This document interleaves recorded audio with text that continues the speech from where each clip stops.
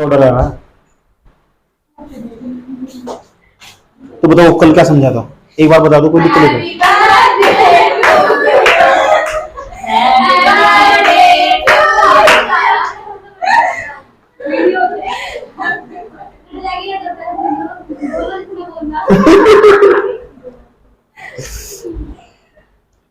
कल क्या कहानी समझाई थी, सुन लो ध्यान लगाकर, अच्छी तरह समझना, क्योंकि इकोनॉमिक्स हल्के में नहीं लिया जा सकता बिल्कुल भी। इकोनॉमिक्स जो कल वाला था, मैंने कल वीडियो भेज दिया, बहुत प्यार से देख लेना, क्योंकि मेरा मानना इतने इतने बहादुर लोग हैं नहीं तुम कि ये नहीं पकड़ पाओ बात। तो ऐसे समझ लो, मैंने कल समझाया था कि जो हमारी वर्ल्ड इकोनॉमी थी, यानी वैश्विक अर्थव्यवस्था थी, उसकी तकदीर ब्रिटेन वुड्स समझौते के तहत लिखी गई थी। तो तीन बड़ी संस्थाओं का जन्म हुआ था। नंबर एक थी उनमें, उसका नाम था वर्ल्ड बैंक। जो वर्ल्ड बैंक है ना, उसका कार्य भी बताया था। देश के अंदर जो वर्ल्ड बैंक उसका काम हो देश के इंटरनल फैक्टरों के अंदर, यानी आंतरिक क्षेत्रों के अंदर देश के किसी भी देश, कोई भी विकासशील देश हो या विकसित भी हो। मैंने कहा 1991 से पहले बड़े बड़े प्रोजेक्ट इस वर्ल्ड बैंक के द्वारा देश के अंदर चलाए जाते थे। उसका जन्म हुआ, उसका मैंने तो काम भी बताया था। मैंने कहा जो लोन देती है ना हमेशा दीर्घकालिक पर्पज के लिए देगी। क्यों? क्योंकि जो संरचना पर किया गया पैसा खर्च होगा ना, वो इतना आसान बात नहीं है, उसका जो रिटर्न होगा ना वो भी बहुत लॉन्ग टर्म होगा। समझ में आया बात? है अभी धीरे धीरे इसके वर्ड यूज करते जाऊंगा, क्योंकि इकोनॉमिक्स को हिंदी में समझ नहीं सकते, फिर भी मैं कोशिश करता हूँ कि हिंदी के वर्ड यूज करूँ इसमें। तो यही बात है कि मैं हिंदी के वर्ड इसमें निकाल कर लेगा हूँ, तो मैं हर गल का यूज करने की कोशिश करूंगा, लेकिन तो हिंदी के वर्डों पर ज्यादा फोकस करना, कि अगर नहीं पता तो पूछ लेना इसका हिंदी क्या होगा, मुझे सब पता। दोनों मतलब ठीक ठाक है मेरा। तो उसके बाद ये समझाया गया था, दूसरे नंबर की संस्था पढ़ाई गई, उसका नाम था IMF, इंटरनेशनल मॉनेटरी फंड, अंतरराष्ट्रीय मुद्रा कोष। ये बताया था ये तो विकसित देशों का एजेंट है, उनकी चाल तुमको फंसा नहीं, बहुत अच्छी तरह तुमको प्लानिंग के तहत फंसा गया। ठीक, उसके बाद तीसरे नंबर पर समझाया था ITO, उस पर समझौता बन नहीं पाया था। फिर 1947 में गैट बना था, GATT, GATT, general agreement trade on tariff. ये समझौता एक समझौता था, ये बनाया गया था, जिसे 1 जनवरी 31 दिसंबर 1994 में खत्म कर दिया गया, और 1 जनवरी 1995 को WTO अस्तित्व में आया था। ऐसा मारेकस समझौते के तहत WTO अस्तित्व में आया था। कभी भी पूछ सको, कुछ भी पूछ सको डेट भी। और WTO के बारे में तुम अच्छी तरह जानते हो, मैंने तुम्हें पहले भी WTO के बारे में बहुत अच्छी तरह पढ़ा, वीडियो पर पढ़ाया। जहां ये वीडियो जा रहे हैं ना, 125-26 वीडियो हो चुके उस पर। ऐसा समझो, उस पर बढ़ती जाएगी जनसंख्या लगातार। अब जो तुम एडिटोरियल पढ़ रहे हैं ना, वो पढ़ रहे, उससे अलग तुम्हें मेरा वीडियो देखना होगा, वो दूसरे वाला जो करंट पेपर है, क्वेश्चन लिखने का। तुम 5 क्वेश्चन वहां से डेली मिलेंगे, तो मैं बताऊंगा वही लिखना कैसा है, टैब से बना के भेज दूंगा। मतलब ये कि जो तुम क्वेश्चन आंसर लिख कर लेकर आ रहे हैं ना, ये अब तुम्हारा खुद का सेल्फ तरीका का पढ़ने का डेवलपमेंट होगा, ताकि तुम आत्मनिर्भर बन सको। हो सकता कल जो एडिटोरियल आ रहा वो ना हो, फिर तुम कहां से पढ़ोगे? ऐसा समझना, उसकी तबीयत खराब होगी मास्टर की, फिर क्या करोगे? तो मैं चाहता हूँ तुम आत्मनिर्भर बनो, तो इसलिए जैसे ही पढ़ लोगे तो तुम्हारा सब चीज डेवलपमेंट हो जाएगी। हाँ, तो 3 बड़ी संस्थाएं थी अस्तित्व में, अपने टॉपिक पर बस रोको। 3 बड़ी संस्थाएं थी जो अस्तित्व में आई, तीनों तुम जानते हो। तो मैंने कहा तुम्हें कि जो ट्रेड हो ना, ट्रेड व्यापार बहुत बड़ी चीज हो। इसी ट्रेड के बारे में एक बात है जो मैंने लिखी, और किसी शास्त्र ने कहा तो बहुत सही कहा, ट्रेड के बारे में कितना अच्छा सेंटेंस कहा। ट्रेड का मतलब हिंदी में क्या हो? व्यापार। कितना बेहतरीन कहा, trade is the engine of the growth. Trade is the engine of the growth. बात है आर्थिक समृद्धि के लिए। अगर देश के अंदर तुम ग्रोथ रेट प्राप्त करना चाहते हो, आर्थिक समृद्धि करना चाहते हो, GDP बढ़ाना चाहते हो देश का, तो उसके लिए जरूरी होगा तुम ट्रेड पर ध्यान दो। इसलिए जो आर्थिक समीक्षा हो ना, इकोनॉमिक सर्वे हो, आर्थिक सर्वेक्षण हो, हर साल का आपका वित्तीय वर्ष का, एक साल में हमने कहां से इतना पैसा खर्च किया और कौन कौन से अचीवमेंट थे हमारे, और कौन से आगम प्राप्त करने वाले हैं, ये जो डाटा हो, ये डाटा उसमें साफ साफ मेंशन करा जा कि भारत का अमेरिका के साथ इतना ट्रेड रहा, इसका इतना ट्रेड रहा, इस यहां से इतना पैसा कमाया, वो बहुत जरूरी। क्यों? क्योंकि लिखा हुआ trade is the engine of the growth. मैंने कहा अगर ग्रोथ है ना, अगर कोई उसका इंजन है, बताओ एक ट्रेन है, उसके अंदर था ना, उसके अंदर ऐसे ट्रेन एक बात याद आ गई, मैं एक डायलॉग पढ़ा था कि ट्रेन की खास बात, चलो बात बताऊंगा, सुन लो पहले, ध्यान लगा, इसमें बताऊंगा आपको। ट्रेड है ना, trade is the engine of the growth. इसका मतलब क्या हो? अगर तुम आर्थिक समृद्धि प्राप्त करना चाहते हो, तो आर्थिक समृद्धि प्राप्त करने के लिए जरूरी होगा कि तुम ट्रेड बढ़ाओ दूसरे देशों के साथ। आया समझ? अंतरराष्ट्रीय व्यापार, तुम्हें व्यापार बढ़ाना चाहिए, दूसरे देशों के साथ व्यापार बढ़ाना चाहिए, बहुत जरूरी व्यापार। अगर तुम अपना GDP बढ़ाना चाहते हो, अगर तुम्हारा GDP बढ़ेगा तो भी तो उत्पादन बढ़ेगा। GDP तो उत्पादन है, और जैसे ही उत्पादन बढ़ेगा सब कुछ हाई होता चला जाएगा। बाकी तुम सब जानते हो, ऑटोमेटिक करेक्ट कर लिया तुमने। ऐसा और जब जैसे जीडीपी बढ़ेगा प्रति व्यक्ति आय बढ़ेगी, और जब प्रति व्यक्ति आय बढ़ेगी बचत की दर बढ़ेगी, निवेश बढ़ेगा, पूंजी लगाने की दर बढ़ेगी, सब कुछ हाई हो जाएगा, सब कुछ गरीबी दूर से करता बाहर आ जाएंगे। तो 10-5 लाइन तो आराम से चलते फिरते लिख दोगे तुम इकोनॉमिक्स में, कोई भी टॉपिक आएगा तो तुरंत जोड़ लोगे कौन सा कहां कनेक्ट होना। इतना बात बताओ समझ में आया कि नहीं है? कोई प्रॉब्लम है यहां तक? ठीक। तो ट्रेड जरूरी क्यों? Trade is the engine of the growth, economic growth, ये ज्यादा अच्छा वर्ड होगा। Trade is the engine of the economic growth. जैसे बिना इंजन के कोई रेलगाड़ी नहीं चल सकती, इसी प्रकार हम बिना ट्रेड के, without trade you are not the promote of the GDP. GDP that means production, production means economic growth, economic inclusive growth, आर्थिक समावेशी समृद्धि दर। सब समझा दूं हिंदी में क्या क्या मतलब है। हिंदी के नाम बहुत कठिन है, ऐसा नहीं है, लेकिन मैंने सारे याद कर लिए।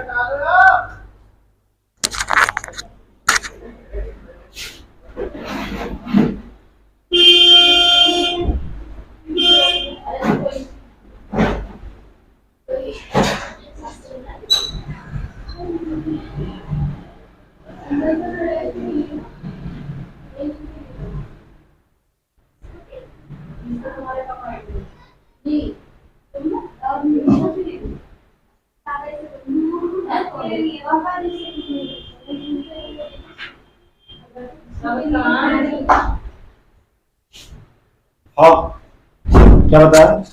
ट्रेड इज द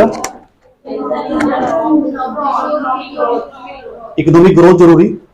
अगर आर्थिक उद्देश्य प्राप्त करना चाहते हो तो बहुत जरूरी, उसके बिना तो कुछ भी नहीं है। ठीक, तो हम कल बता रहे थे कि भाई बहुत जरूरी कि ट्रेड हो। तो ट्रेड को तुम देखना चाहते हो, देखो मैंने कहा था आईएमएफ का काम होगा पूरी दुनिया के अंदर ना मुद्रा पर ध्यान देना। जब भी मुद्रा की बात है, नाम ही इंटरनेशनल मॉनेटरी फंड है। मॉनेटरी का मतलब क्या हो? मौद्रिक, मौद्रिक का मतलब मुद्रा पर ध्यान देने वाला। और उसका भी काम लोन ऋण बांटना हो, ऋण मतलब धन बांटना, मतलब लोन बांटना। कहाँ? किस उद्देश्य के लिए? शॉर्ट टर्म्स के लिए लोन बांटने का काम किसका होगा? आईएमएफ का होगा।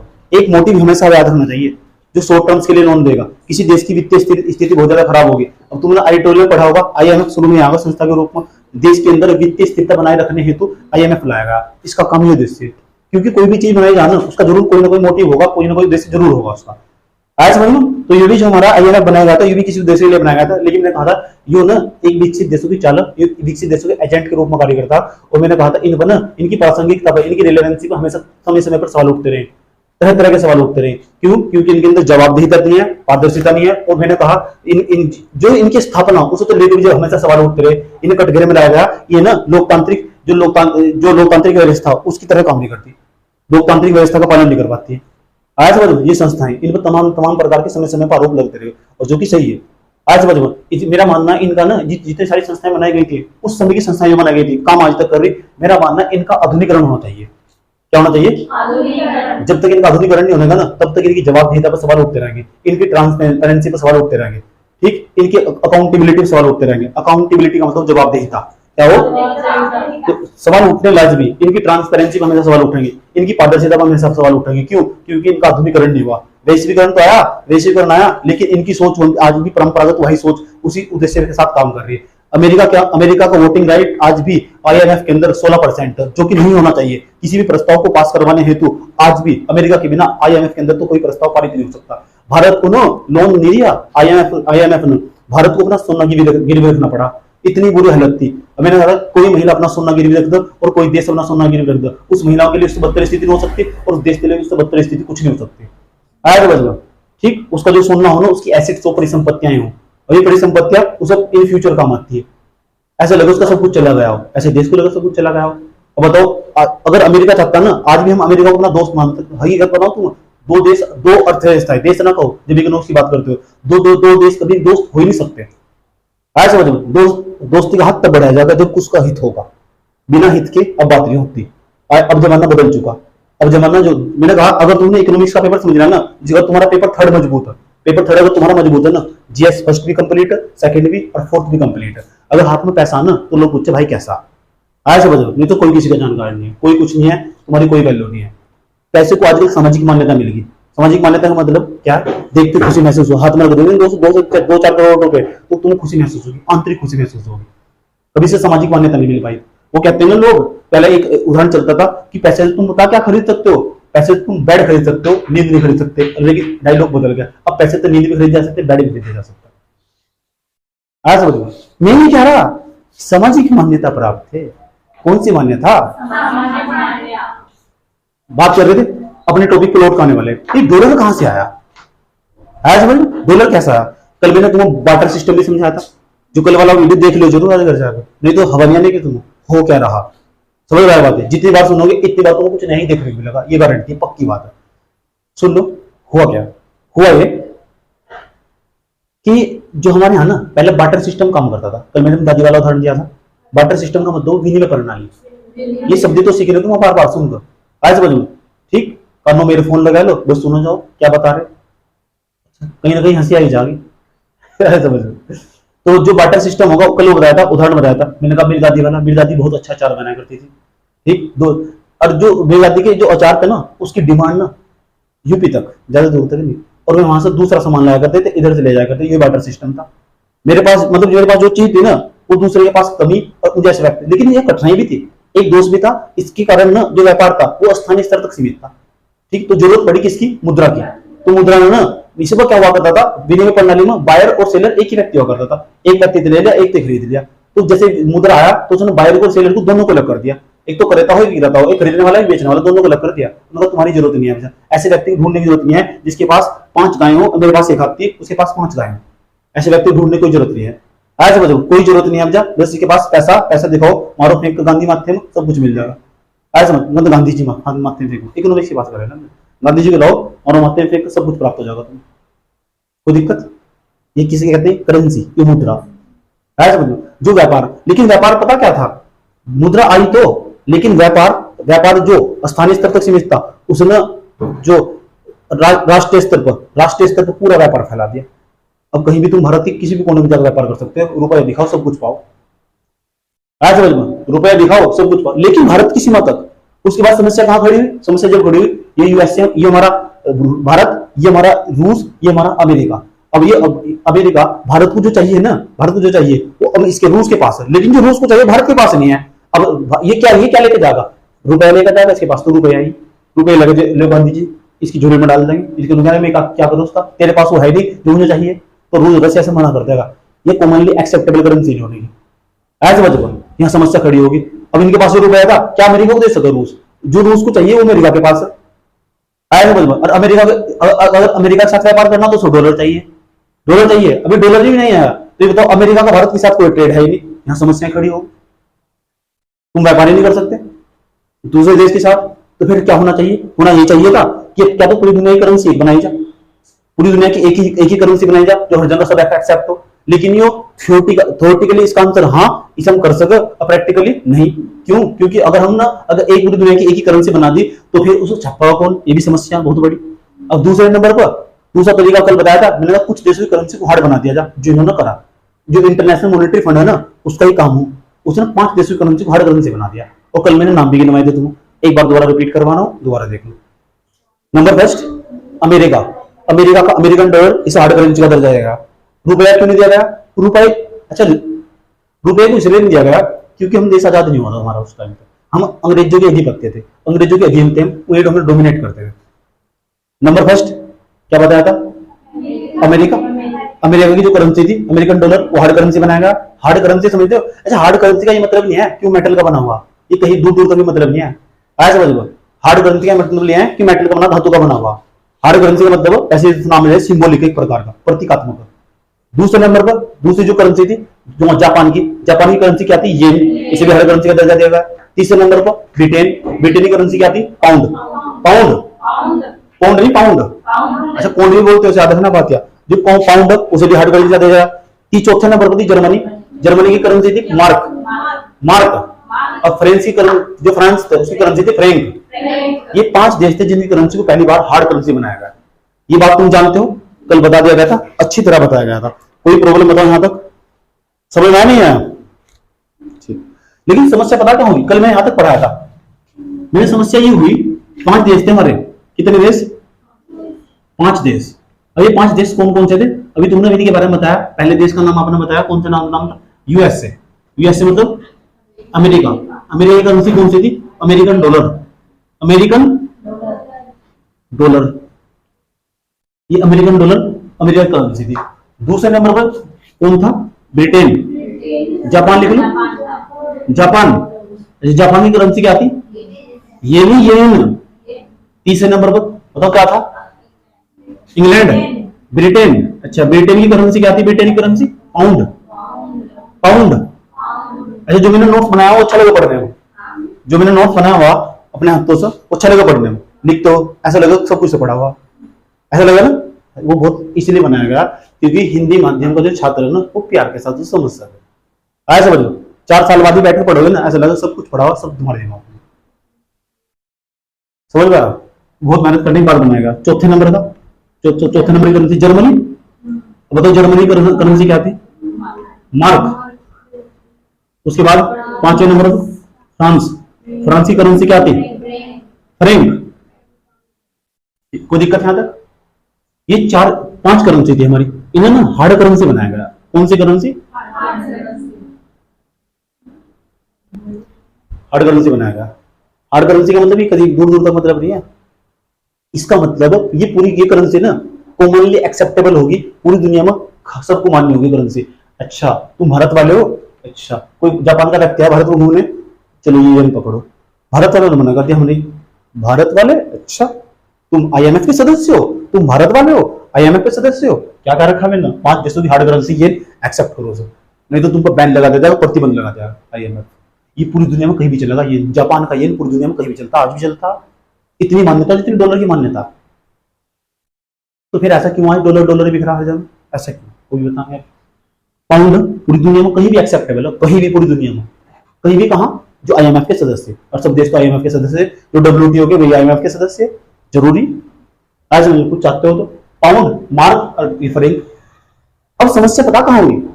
जब 70 का दशक आया, समस्या देखो अब कहां होने वाली, कोई दिक्कत नहीं है आज समझ में। अब मैं कहने लगूं तुम्हें कौन से देश में जाना पसंद होगा? अमेरिका जाओगे, जापान जाओगे, ब्रिटेन जाओगे, जर्मनी जाओगे, फ्रांस जाओगे? अमेरिका। सबकी सोच हो अमेरिका जाना, आया समझ में? सबकी सोच यही है अमेरिका जाना। अब 70 का दशक आया, सबने अमेरिका का और प्रस्थान कर दिया, जाना स्टार्ट कर दिया। अमेरिका, सब देखो अमेरिका जा रहे, अमेरिका जा रहे, आप कहां जाओगे? अमेरिका जाओगे, अमेरिका जाओगे, सबने अमेरिका जाना स्टार्ट कर दिया। तो जब अमेरिका जाओगे तो अमेरिका क्यों? अमेरिका है ही ऐसा डेस्टिनेशन है, एक तो वो ऐसे अक्षांशों पर स्थित है, गूगल पे पढ़े हो तुम, ऐसे उच्च अक्षांशों पर स्थित है, वहां सब चीज तो मिलने वाली, पेट्रोल, डीजल, कोयला, किसी भी चीज की तो कमी नहीं है वहां। एक तो उसकी भौगोलिक स्थिति इतनी विशिष्ट है ना, वहां सब चीज मौजूद है। उसकी भौगोलिक स्थिति इतनी विशिष्ट है, वहां सब चीज मौजूद है, सब चीज जो चाहिए, कोई दिक्कत है इतना। वो एक फेवरेट डेस्टिनेशन है, समझ गई बात? यार एक फेवरेट डेस्टिनेशन है, तो वहां वो सब चीज मौजूद है जो एक आम आदमी को चाहिए, ठीक, जो उसका स्टैंडर्ड लेवल ऑफ स्टैंडर्ड है। तो बताओ, जब इंसान अमेरिका जाना स्टार्ट कर दिया, अमेरिका में जाओगे तो क्या तुम येन लेके घूमोगे? नहीं ना। पाउंड ले घूमोगे? नहीं ना। मार्क ले घूमोगे? फ्रैंक ले घूमोगे? रुपया ले घूमोगे? नहीं ना। क्या चाहिए? डॉलर। डॉलर का डिमांड बढ़ना स्टार्ट होगा। जो भी जाता अमेरिका आता, अमेरिका जाता अमेरिका, डॉलर का डिमांड बढ़ना स्टार्ट होगा। और डॉलर ना इतना ज्यादा डिमांड बढ़ा, डॉलर का इतना ज्यादा डिमांड बढ़ा कि डॉलर ना इन सारी करेंसियों को, 5 करेंसियों को, 4 करेंसियां थी, इन्हें पीछे छोड़ दिया। और वर्ष 1970 तक आते आते, ध्यान से सुनो मेरी बात में क्या क्या बताया हूं, वर्ष 1970 तक, यानी 70 का दशक, ये बोलते हैं 70 का दशक। जब 1970 बोलते हैं 70 का दशक, इसका मतलब 1960 से लेकर 1970 का दशक, 1960-70 से लेकर 1980 तक की बात कर रहे हैं। 1960 से लेकर 1970 तक की बात कर रहे हैं, इसे बोलते हैं 70 का दशक। 70 का दशक, 70 के दशक तक आते आते हैं ना, जो डॉलर था, क्या था? डॉलर का चिन्ह ऐसा बनाऊंगा मैं, ऐसा बन लो। तो डॉलर था ना, वो ना 80 से 85% ट्रेड इसी में होने लगा, और आज भी 80 to 85% दुनिया में डोमिनेट करने लगा। 80 से 85% आया वैश्विक स्तर पर, जो आया था इसी में होने लगा, क्योंकि डॉलर को कोई मना नहीं कर सकता, चलते तो ये भी थी। आज इतना डिमांड ही नहीं है डॉलर का, डॉलर येन का डिमांड नहीं है, पाउंड का, मार्क का, फ्रैंक का। आज डॉलर ना पूरी दुनिया को डोमिनेट करना स्टार्ट कर दिया। जो डॉलर था सब लोग उसका गुलाम हो गए धीरे धीरे। हुआ कैसा? थोड़ी देर इंतजार, आगे सब समझने वाले। वो हुआ कैसा?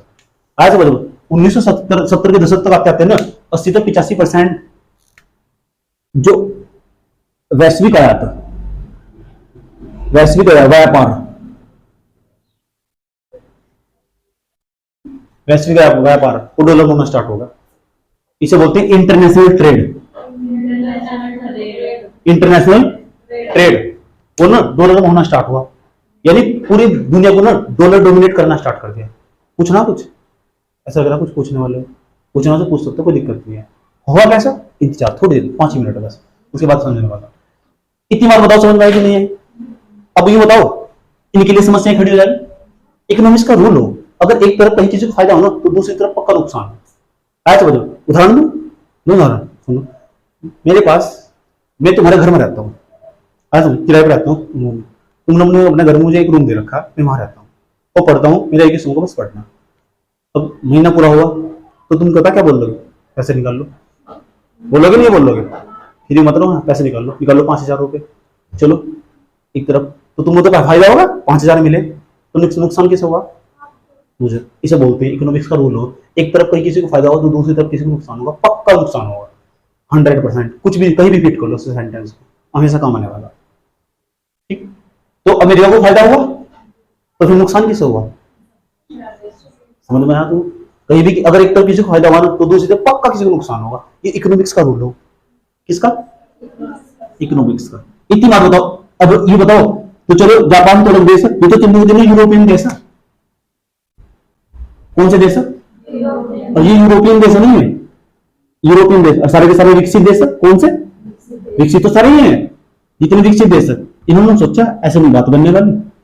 अब इनके लिए समस्या खड़ी होगी, जितने भी यूरोप के देश थे, किसके देश थे, यूरोप के।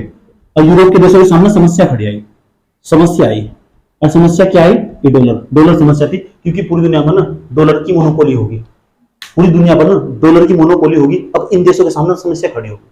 अब यूरोप ना कोई अकेला देश नहीं है, यूरोप के अंदर 28 देश मौजूद। इन्होंने सोचा ऐसे नहीं काम बनने वाला, 28 देश, तुम जर्मनी हो, तुम जापान हो, तुम फ्रांस हो, तुम पुर्तगाली हो, आ जाओ एक साथ, यूनाइटेड किंगडम हो तुम, आ जाओ इंग्लैंड हो तुम, एक साथ आ जाओ। ऐसे नहीं मानने के, ये डॉलर ना ऐसे नहीं मानने का। ये डॉलर तो पूरी दुनिया में वैश्विक आज, हमारा पाउंड चलना चाहिए था, हमारा मार्क चलना चाहिए था, अब हमारा फ्रैंक चलना चाहिए था। आज बजा इन्होंने सोचा, पता क्या सोचा इन्होंने, क्यों ना सब हम सब मिलकर ना एक करेंसी बना दे, कितना अच्छा रहेगा। छोड़ दो ना इसे पाउंड को, इसे मार्क को, फ्रैंक को, मार्क और फ्रैंक इसे छोड़ दो और यूरो पर बात करो।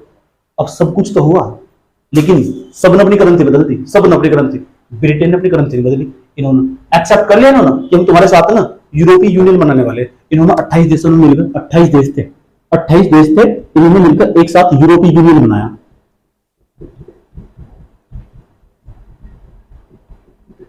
यूरोपियन यूनियन, और यूरोपियन यूनियन ना इन्होंने एक करेंसी निकाल ली 28 के 28 देशों ने, कि 28 के 28 देशों के अंदर ना हमारी एक ही करेंसी चलेगी, यूरो। यूरो दोनों यूरो, कौन सी, यूरो, ये करेंसी चलने वाली है। कौन सी करेंसी, यूरो, यूरो चलने वाली है। अच्छा, अब इसके अंदर कितने देश थे, 28। अभी 2021 में ना, जनवरी 2021 के लास्ट तक, दी एंड तक एक घटना देखने को मिलती थी। जनवरी 2021-20 के लास्ट तक एक घटना देखने को मिलती है। इसमें 28 देश समझना ना, एक देश था, उसका नाम था ब्रिटेन। क्या नाम था, ब्रिटेन। इन 28 देश में तो अलग होगा, तो एक अलग देश अलग हुआ, तो इनकी संख्या कितनी बच चुकी, 27। उसका नाम है ब्रेक्जिट। ब्रेक्जिट और ब्रेक्जिट ऐसे ही अस्तित्व में आया 2015 में ना। हाँ, पता क्या हुआ था, जनमत संग्रह हुआ था इंग्लैंड के अंदर। इंग्लैंड की खूबसूरती, वहां डेमोक्रेसी, वहां हर फैसले जनता के आधार पर। उन्होंने फैसला किया, ब्रिटेन वासियों ने, कि हम ना इस तो अलग हो जाएंगे। वहां की जनता ने फैसला किया कि हम 28 देशों से अलग होना चाहते हैं। क्यों, क्योंकि ब्रिटेन ने पूरी दुनिया पर राज करा। उनकी मानसिकता वो अलग आदमी डोमिनेट, वो किसी का समझ नहीं बनना चाहता। उनकी मानसिकता ही ऐसी है ना। और सबने अपनी करेंसी छोड़ दी थी, इसने अपनी करेंसी छोड़ दी, सबने अपनी करेंसी छोड़ दी थी, इसने कभी अपनी करेंसी छोड़ दी। क्यों नहीं छोड़ दी, इसने अपनी करेंसी, मानसिकता डोमिनेट करने वाली, पूरी दुनिया को डोमिनेट करने वाली। वहां जनमत संग्रह हुआ कि हम यूरोपीय यूनियन से अलग हो जाएंगे। और अब यूरोपीय यूनियन से 2021 में, जनवरी 2021-22 तक फाइनल डिसीजन हो चुका है। अब ये ब्रेक्जिट बन चुका है। ब्रेक्जिट का मतलब जो यूरोपीय यूनियन था उससे ब्रिटेन बाहर हो चुका है।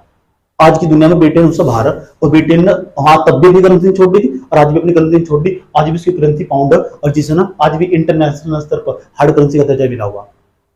आया समझ में। अब जो IMF, ठीक, इन्होंने अपनी करेंसी छोड़ दी थी, आया समझ में। अब अपनी करेंसी छोड़ के किस पे आ गए थे, यूरो पर। यूरो और यहाँ यूरो इनके पास जो यूरो थी, यूरो, इन्होंने इसने छोड़ दी अपनी करेंसी। मानसिकता डोमिनेट करने वाली थी। इसने अपनी करेंसी छोड़ दी। समझ में आया बात? ये ब्रिटेन था, अपनी करेंसी छोड़ दी। मानसिकता आज भी भाई है, पहले भी वही थी, डोमिनेट करने वाली। अभी ब्रिटेन के, यूरोप के और हमारे बीच में आज भी ट्रेड चल रहा है। ट्रेड पता कि मतलब बहस चलती रहती है। वे कहते हैं हम तुम्हारे साथ एफटी कर नहीं सकते। कुछ दिन पहले इनके यहाँ हमारे साथ एफटी हुआ। एफटी फ्री ट्रेड एग्रीमेंट हो, मुक्त व्यापार समझौता हो। ये हमारे सामान पर बहुत ज्यादा मात्रा में टैक्स लगाते हैं, हम उनके सामान पर टैक्स लगाते हैं। करते नहीं? कहते हैं तुम हमारा सामान यहाँ आने दो। ये लोग अपने जो ब्रिटेन यूरोपासी ना, जितने भी बाहर के देश है, ये अपने सामान में बहुत अधिक मात्रा में अतिरिक्त सब्सिडी देते हैं। ठीक, कृषि सहायक देते हैं, कृषि सहायक सब्सिडी जिसे बोलते हैं। और जिसके कारण ना भारत में आगे इनके सामान बहुत सस्ते हो जा। अभी भारत के जो आर्थिक धंधे हो चौपट कर दो, भांति भांति प्रकार का नुकसान पहुंचाओ।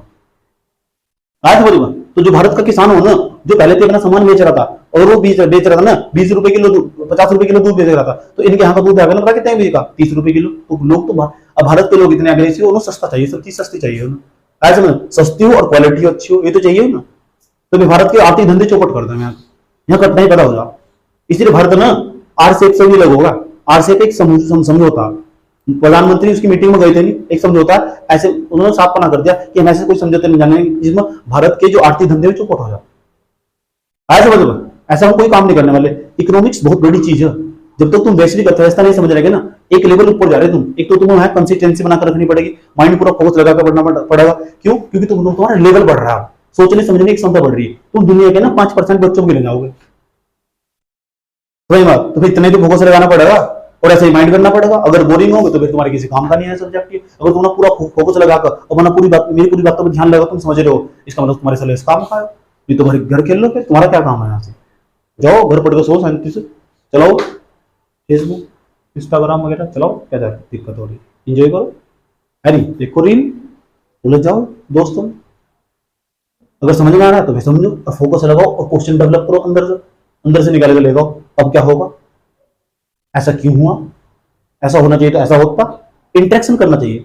सवाल एक नहीं पूछा तो दूसरा सवाल खड़ा कर देना चाहिए टीचर के सामने। मैं तुम्हारी जगह होता ना, तुम्हारी बात लगाता, मतलब अपनी बात लगा देता। मैं तुम्हारी जगह होता तो, और तुम मेरी जगह होते तो हम बैठो परेशान कर देता टीचर बच्चों को। ऐसा समझ में पूछे सवाल ही बात समझ में यहां तक बताओ, समझ में आया नहीं है? तो 28 देश, 28 तो ब्रिटेन में अलग हुआ। ब्रिटेन ने अपनी करेंसी छोड़ दी ना। इनकी करेंसी क्या होगी थी? इनकी करेंसी क्या होगी थी? यूरो। इन्होंने अपनी करेंसी छोड़ दी थी यूरो। 1 2 3 4 करेंसी आज हार्ड करेंसी। वर्ष 2015 का समय था। कब का? वर्ष 2015 का समय था। सुनो ध्यान लगाना। वर्ष 2015 में पता क्या हुआ? वर्ष 2015 में जो IMF था, क्या था? IMF। चीन का नाम सुना है? चीन की करेंसी का नाम पता क्या है? क्या चलता चीन में? चीन में चलता है युआन। इकोनॉमिक्स पढ़ते रहता है। युआन, इसे दूसरी भाषा में रेनबी भी कहते हैं। रेनबी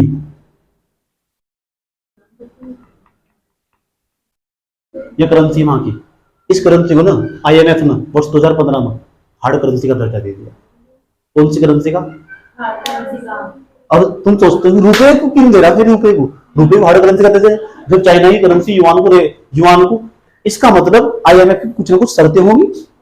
कुछ जब तो सुना, चाइना की करेंसी को हार्ड करेंसी का दर्जा दे दिया। चाइना की करेंसी क्या? युआन, दूसरी भाषा में रेबिनबी कहते हैं। रेबिनबी, इस हार्ड करेंसी का दर्जा दे दिया। अब तुम्हारे दिमाग में 1% पक्का खटकता होगा कि भारत की जो करेंसी, उस हार्ड करेंसी का दर्जा क्यों नहीं मिल रहा? पूरी दुनिया में रुपए एक्सेप्ट। कितना अच्छा होगा, है ना? सही बात समझ रहे हो तुम? बात में क्या कहने कुछ कर रहा? इसका मतलब इसके कुछ स्टैंडर्ड्स होंगे। इसका मतलब IMF बहुत बड़ी चीज है। ये देगा हार्ड करेंसी का दर्जा, पहले किसी ने दिया था। और आज भी देखो चाइना के अंदर 2015 में युआन को, गजब की बात, प्रावधान। चाइना की जो करेंसी ना रेमिनबी, पूरी दुनिया में एक्सेप्ट है। कहीं भी चले जाओ युआन सब खरीदते हैं, सब लेंगे। तो भारत के रुपए में क्या प्रॉब्लम है? रुपए में कांटे लग रहे, समझ गए ना तुम? इसमें समस्या कहां? जानना चाहते हो क्या हुआ? इसका मतलब तुम्हारे दिमाग में ही क्वेश्चन आ रहा होगा, अब भैया जी ये बता दो हमें कि IMF के अंदर अगर किसी करेंसी को हार्ड करेंसी का दर्जा देना तो कौन कौन से स्टैंडर्ड फॉलो करने होंगे? ये बात समझ में आ रहा? इसे मैं क्वेश्चन को यहीं होल्ड कर देता हूं। है समझ में? कोई दिक्कत? इतना इसे तुम गूगल पर ढूंढ सको, क्या दिक्कत हो रही? कि क्या क्या स्टैंडर्ड फॉलो करनी है, गोल बजा सर्च कर लो कौन सी करेंसी को हार्ड करेंसी का दर्जा दिया जा सकता है। कुछ क्वेश्चन है जो भी सही सारा समझा रहा हूँ, सिस्टमेटिकल तरीके से एक एक स्टेप आपको बढ़ रहा हूँ, ये नहीं मिलना है गूगल को या यूट्यूब को। समझ में आई बात है, तो गूगल पे जाकर सर्च कर लो IMF में किसी करेंसी को हार्ड करेंसी का दर्जा कब दिया जाता है, सर्च करो, ये तो तुम्हारा काम होगा। इसे ना आगे पढ़ाने वाला होगा, ऐसे तमीज से समझाने वाला होश में होगा। इतनी बात बताओ समझ में नहीं कोई दिक्कत? तो IMF हार्ड करेंसी का दर्जा कौन दे? कुछ सवाल है कि क्या कभी सभी देशों की करेंसी एक जैसी करेंसी हो सकती थी? हो सकती थी थ्योरेटिकली हाँ और प्रैक्टिकली ना। आज क्यों नहीं हो सकती एक जैसी करेंसी सबकी? छापने की समस्या उत्पन्न हो जाएगी। आया समझ में? छापने की समस्या उत्पन्न हो जाएगी। हो सकता है अगर किसी देश की एक देश की करेंसी को हार्ड करेंसी बना जाए, एक देश की करेंसी को, तो समस्या खड़ी जाएगी, उस देश के अंदर डिमांड बढ़ जाएगी जबरदस्त मात्रा में। आया समझ में? वो देश तो अमीर बनता चला जाएगा, वही छाप रहा, और भ्रष्टाचार भी बहुत ज्यादा बढ़ जाएगा। समझ में आई बात? है आज भी तुम्हें बताना चाहिए कि भारत के अंदर ना जब नोटबंदी हुआ, अब भारत सरकार के द्वारा जितना नोट छापा गया था ना, अब भारत सरकार की मशीन है RBI की, या नोट छापती है और नोट छाप को मार्केट में सर्कुलेट कर देती है, सप्लाई कर देती है। जब नोटबंदी हुई ना तो इतना पैसा वापस आया, इतना पैसा वापस आया, जितना छापा था ना उसका आधे से अधिक फालतू आया। और बाद में जाकर पता चला उसमें कुछ भारत के अंदर ना जब नोटबंदी हुई कुछ ऐसे भी नोट थे जो जाली नोट थे, नकली नोट थे। इतना भारत के अंदर भ्रष्टाचार है, सेम टू सेम कॉपी करके ऐसे नोट्स निकाल दिया, ऐसे टेक्नोलॉजी का उपयोग कर। नोटबंदी से पता लगा कितना ब्लैक मनी मार्केट में फैला हुआ था सारा, और चल लेते हैं नोट सब ना। समझ में आया बात है? तो अभी तो तुम्हें इकोनॉमिक्स बड़े लेवल पर पढ़ना, अपना सोच थोड़ी डेवलप करनी। वो क्या रहा आज तुमने जाना नहीं जाना अच्छी तरह क्या क्या हो रहा, तो तुम्हारा दिमाग विकसित हो चुका। हो क्या रहा, कहानी क्या है इस तरह, पता लग गया कि इसने अपनी करेंसी क्यों छोड़ दी। ठीक, तो आज ना डॉलर 80 से 85, भारत पूरी दुनिया में जो वैश्विक स्तर पर जो व्यापार हो रहा है, सारा वैश्विक स्तर इंटरनेशनल जो ट्रेड हो रहा है, सारा इंटरनेशनल ट्रेड में आज डॉलर का अधिपत्य है। और आज ना पूरी दुनिया को डॉलर डोमिनेट कर रहा है, ऐसे कह सकते हैं। और दूसरी भाषा में ये भी कह सकते हैं आज डॉलर की ना पूरी दुनिया में मोनोपोली हो चुकी। मोनोपोली कैसे तोड़ा जाना चाहिए, प्रयास कर सकते हैं, प्रयास किए भी गए और सारे विफल हुए। और भारत को देखेंगे कितनी बुरी तरह फंसाया हुआ। अगर भारत का जो RBI है उसके पास इतनी क्षमता, वो ना आज ही $1 को $1 के बराबर बनाना, लेकिन चाह कभी नहीं बना सकता। भारत का जो RBI है ना उसके पास इतनी क्षमता कि वो आज भी चाहे तो $1 को $1 के बराबर बना दे, लेकिन बना नहीं सकता। क्यों? पता क्यों? ये तो समझना है ना कि क्यों नहीं बना सकता हो। आज भी देखो, तुम नाम सुना होगा $1 बराबर $75। इसका मतलब समझते हो? इसका मतलब है कि भारत के अंदर $1 बराबर $75। 75 अमेरिकन को पकड़ने के लिए, मतलब एक अमेरिकन को पकड़ने के लिए 75 भारतीयों की जरूरत होगी। $1 बराबर $75 का यह तात्पर्य है मेरे प्यारे छात्रों। समझ में आया? तो क्या भारत के लोग इतने कमजोर हो चुके? क्या अमेरिकन इतना मजबूत हो चुका कि आज भी एक अमेरिकन को पकड़ने के लिए 75 भारतीयों की जरूरत होगी? ठीक, लेकिन तुम देखोगे ना, अब तुम वर्ल्ड इकोनॉमी पढ़ोगे तो तुम्हें समझ में आएगा यार हम कितनी बुरी तरह फंसे हुए, और हम चाह कभी जंजाल तक भी बाहर नहीं निकल सकते। आए समझ? आज वैश्वीकरण ना इसीलिए कहा जाता अब वैश्वीकरण का युग, जब माना जाएगा आज 80 से 85% ट्रेड किस में हो रहा है? डॉलर में। डॉलर डोमिनेट कर रहा है, यानी कुछ भी खरीदना हो तो हाथ में अब क्या चाहिए? That is dollar is the commonly acceptable currency of world. Okay, क्या कहा? Dollar is the commonly acceptable currency of world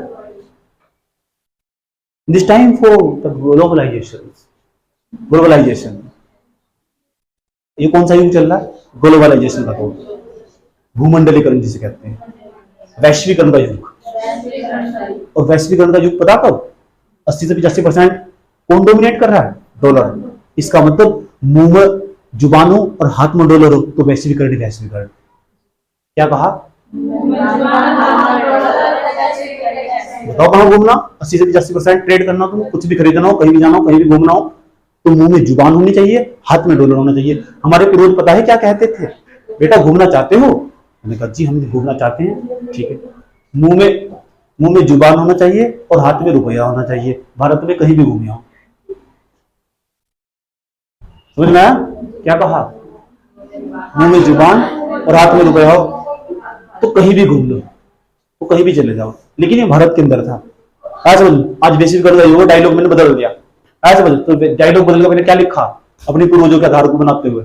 ये लिखा कि मुंह में जुबान हो और हाथ में डॉलर हो तो फिर वैश्वीकरण ही रहेगा, फिर किस बात की चिंता करनी। ठीक, अब मैं तुम्हें डॉलर का महत्व समझाने जा रहा हूं और ध्यान से समझना, यहां से यूपीएससी द्वारा बहुत सवाल पूछेंगे। यूपीएससी का फेवरेट टॉपिक है यहाँ से। और यहाँ से ना तुम कैसे डिमांड बढ़ती है कैसे घटती है पूरा फुल फोकस लगा कर रखना। अगर नजर हटी तो घटना घटी। समझना एक बात है। मान लो अब मैं तुम्हें डॉलर के दर्शन करवाने वाला हूँ, मेरे पास डॉलर मौजूद है। ठीक ठीक है, क्या मेरे पास टैब, मेरा पर्स कहाँ गया?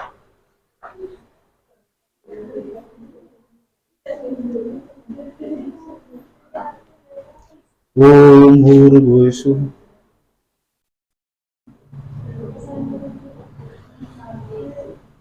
देखो एक डॉलर कितने का हो चुका अभी? एक डॉलर 79.32 का हो चुका।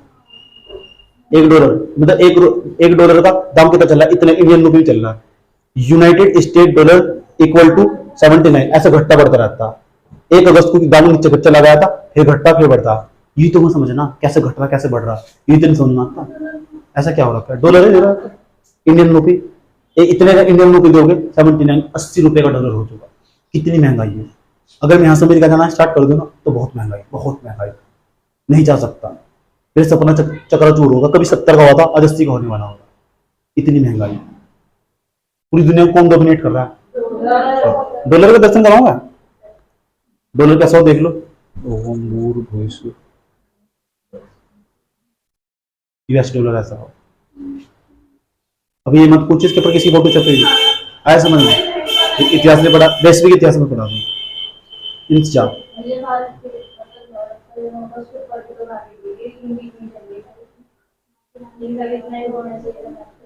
यूएस डॉलर साइड में लगाओ। यूएस डॉलर इंडियन रुपये। हाँ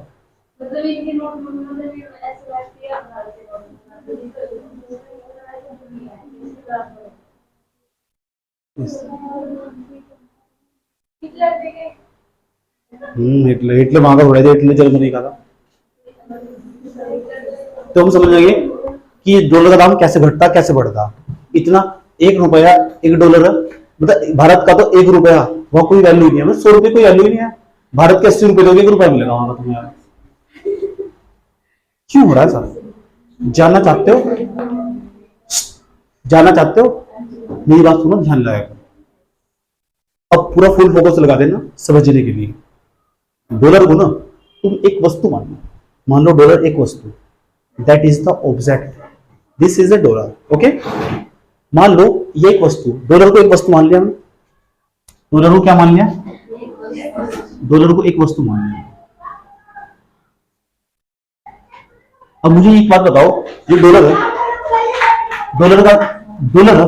डॉलर की डिमांड कहां से? डॉलर की मांग कौन कर रहा है? डॉलर की मांग कौन कर रहा है? पूरी दुनिया।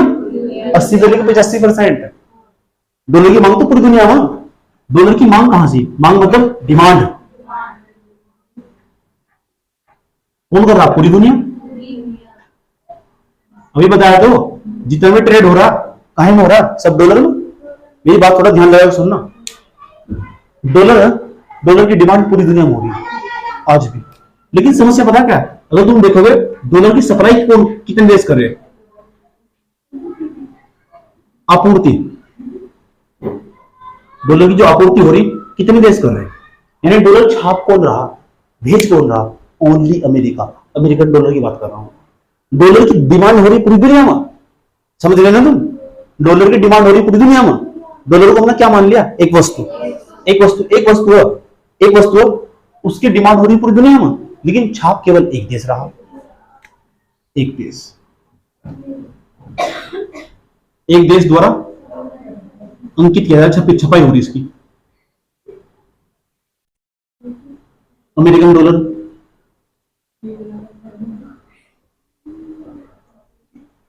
बताओ की बात समझ में आई कि नहीं आई? तो डॉलर को हमने क्या मान लिया? एक वस्तु मान लिया। आराम से समझा। छोटे छोटे उदाहरण लोगे, बहुत बड़ा समझ लोगे उदाहरण। ठीक, मैं बहुत आराम आराम से ले रहा हूँ क्योंकि वर्ल्ड इकोनॉमी कभी किसी की समझ नहीं आ सकती। समझ रहे, तो मुझे रीजनल उदाहरण लेने पड़ रहे हैं, बहुत छोटे छोटे लेवल के उदाहरण लेने पड़ रहे हैं। तो डॉलर को हमने क्या मान लिया, एक वस्तु मान लिया, और डॉलर को हमने वस्तु मान लिया, तो डॉलर की डिमांड कौन कर रहा है, पूरी दुनिया। अभी बताया तो इतना ट्रेड हो रहा है उसका, और सप्लाई कौन कर रहा है, पूर्ति केवल एक देश। अब मैं एक छोटा सा उदाहरण लेता हूँ, मेरी बात समझना। मान लो तुम टमाटर बेचने वाले हो, कौन हो तुम, और तुम एक पीठ में बैठे हुए, किसमें, पीठ में बैठे हुए, जानते हो फीट, हॉर्स बाजार जिसे बोलते हैं। अच्छा, हाँ, तुम बैठे हुए और आज सिर्फ टमाटर तुम्हारे पास है और किसी के पास टमाटर नहीं है। तुम अपना को मान कर रखो, टमाटर तुम्हारे पास है, पूरी मंडी के अंदर कहीं टमाटर नहीं है, ठीक। और टमाटर, शादी का माहौल आया हुआ, और शादी का माहौल चारों तरफ सगाई शादी में, तो क्या तुम टमाटर सस्ता बेचोगे, क्योंकि टमाटर है ही नहीं। और तो तुम्हारे रेट बढ़ जाएंगे, तुम्हारे तो रेट बढ़ जाएंगे, टमाटर के पहले बढ़ जाएंगे। ऐसे हो जाएगा, तुम्हारे तो रेट बढ़ेंगे, बाद में नहीं बढ़ेंगे। तुम्हें पता लग जाएगा पूरी मार्केट में किसी के पास बेटा टमाटर नहीं है। और बेटा पूरी दुनिया में ना किसी के पास डॉलर नहीं है, बेटा पूरी दुनिया में ना किसी के पास डॉलर नहीं है, पूरी दुनिया में किसी के पास टमाटर नहीं है, पूरी मंडी में किसी के पास टमाटर नहीं है। अब तुम अपने हिसाब से निर्धारित करोगे, ऐसा हो। अच्छा, तुम कहने लोगे, तुम बता क्या बोल लोगे, टमाटर 500 रुपए किलो, लेने हो ले, नहीं तो निकल, ऐसा। अब सरदर्दी है, तो अब शादी में शादी रुक जाएगी, शादी बर्बाद हो जाएगी। तुम चाहोगे कि तुम्हारे यहाँ घर में से शादी होने वाली, उसका फंक्शन प्रभावित हो, और जो मेहमान हो और उसकी बुराई करो कि खाने में टमाटर नहीं आते और स्वाद खाना स्वादिष्ट बना, तुम चाहोगे? ऐसा कभी नहीं चाह सकते। अच्छा, तुम्हें जरूरत है किसकी, टमाटर की। और टमाटर किसके पास है, टमाटर तो सिर्फ तुम्हारे पास है, एक ही व्यक्ति के पास है जो पीठ में बैठा हुआ बेच रहा है। उसके तो रेट बाद में बढ़ेंगे, टमाटर के पहले बढ़ जाएंगे, समझ। अच्छा, टमाटर के उदाहरण को आपको सब कुछ समझा दिया, पता लग गया। अब अमेरिका के रेट तो बाद में बढ़ेंगे, डॉलर के पहले बढ़ा देगा नहीं बढ़ा देगा।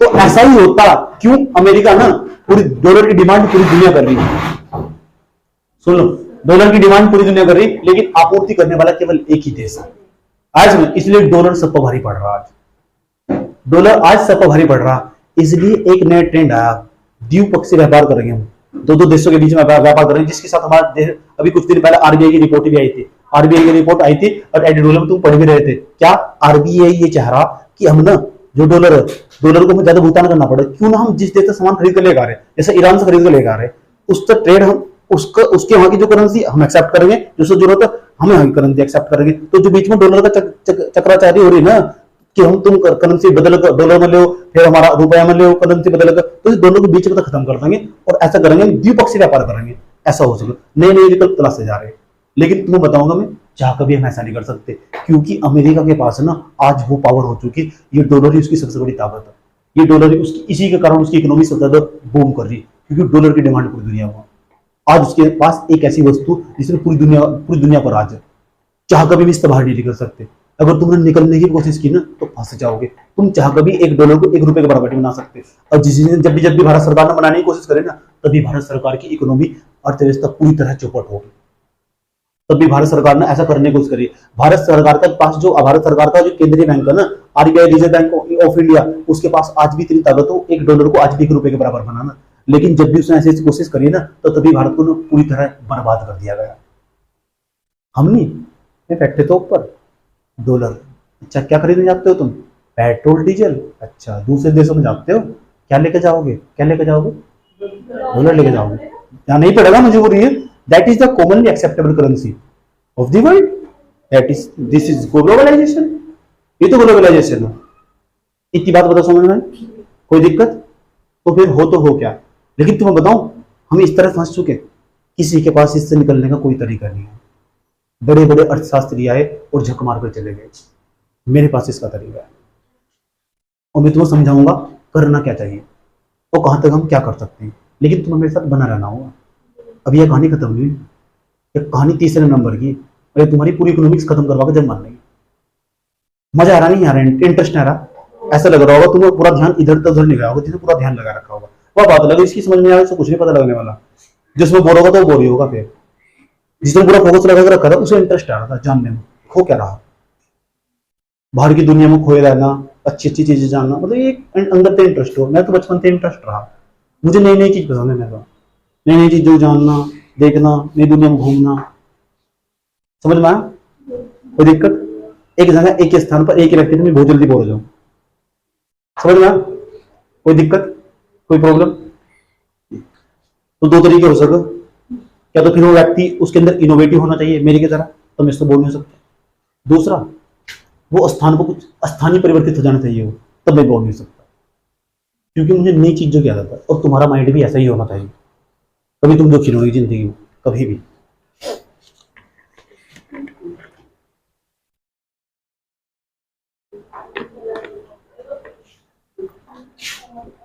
बात समझ में आई?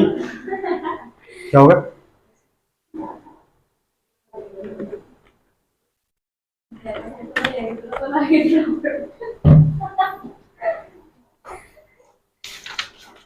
कोई दिक्कत यहां तक?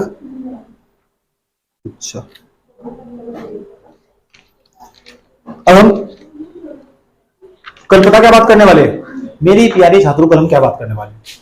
कल हम ये बात करने वाले, जब सबसे पहली बार दाम रखा गया तो कैसे तय किया गया? सबसे पहली बार रख दिया $1 इतने रुपए के बराबर होगा, $1 ₹1 के बराबर क्यों नहीं रखा गया? $1 ₹70, ₹75, ₹45 बराबर कर दिया गया। जब भारत देश आजाद हुआ ना, $1 ₹45 का था। आज ऐसा क्यों रखा गया उन्होंने? जान पूछ कर जानना चाहते हो कि उन्होंने $1 का दाम इतना क्यों रखा? ऐसा क्यों रखा? जानना तुम्हारी इच्छा होगी। पहली बार जब $1 का दाम तय किया गया तो उन्होंने क्या रखा होगा, और कौन सी वस्तु को मानकर $1 का दाम रखा होगा? बर्गर का नाम सुना है? एक बर्गर हो, हम बर्गर, ये बर्गर जो तुम्हारे गांव में आसपास बर्गर बन रहा है ना, इसकी बहुत बड़ी दास्तान है। इसकी कहानी कल बताऊंगा। हाँ, इसकी बहुत बड़ी दास्तान। ये बर्गर के बीच में आ गया हम बर्गर, इसी का दाम मान, और इसी को बीच में ला ना $1 का दाम तय किया गया था। हाँ, इसकी कहानी जुड़ी है, कल बताऊंगा इसी कहानी। सुनना चाहते हो इसी कहानी? कल मुलाकात होगी, $2 मुलाकात।